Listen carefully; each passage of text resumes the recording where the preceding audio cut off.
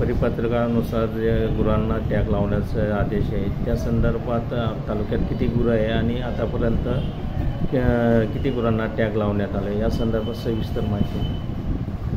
जो शासन निर्णय आपल्याला प्राप्त झाला आहे त्याच्या अनुषंगाने जी पण तालुक्यामध्ये गुरं आहेत त्यांना सगळ्यांना टॅग कंपल्सरी झालं आहे, म्हणजे बिल्ले कंपल्सरी झाले. त्याच्यामध्ये त्यांनी सांगितलेलं आहे की जे खरेदी विक्री होते गुरांची मार्केटमध्ये तर त्यांना सुद्धा खरेदी विक्री करताना सुद्धा आता टॅगिंग कंपल्सरी झालेलं आहे. त्याच्यानंतर जनावरांचा विमा असेल किंवा त्यांच्यावर कर्ज घ्यायचं असेल, जनावरांचं कर्ज असेल, या प्रत्येक गोष्टीसाठी आता जनावरांना बिल्ला कंपल्सरी झालेला आहे. आपल्या चोपडा तालुक्यामध्ये गायींची संख्या 39,000 आहे आणि 15,500च्या जवळपास म्हैस वर्गाची संख्या आहे.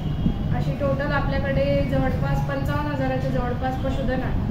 त्या सगळ्यांना आपल्याला टॅगिंग करायचं आहे. तर काही पशुपालक जे आहे ते टॅगिंग करून घेत नाही. त्यांना एक असं टॅबू आहे की बुवा कान फाटतो, जनावरांना इन्फेक्शन होतं, पण असं काही होत नाही टॅगिंगमुळे. टॅगिंग करून आपलं जसं आपण आधार कार्ड बनवलेलं आहे, टॅगिंग म्हणजे तसं जनावरांचं आधार कार्ड आहे. सो सगळ्यांना माझं आवाहन आहे की सगळ्यांनी आपल्या जनावरांना टॅगिंग करून घ्यावं. मॅडम, आतापर्यंत किती टॅगिंग झालेलं आहे आणि 100% कधीपर्यंत होईल? आपल्या तालुक्यामध्ये जवळपास 70-75% झालेलं आहे आणि आपल्याला ते दूध अनुदानामुळे चांगली मदत झाली टॅगिंगसाठी, कारण त्याच्यामध्ये टॅगिंग कंपल्सरी होतं. आणि आता आणखी आपले जे फील्डवर अधिकारी आहेत, कर्मचारी आहेत, तर त्यांचं पण प्रत्येक ठिकाणी घरोघरी जाऊन टॅगिंग चालूच आहे.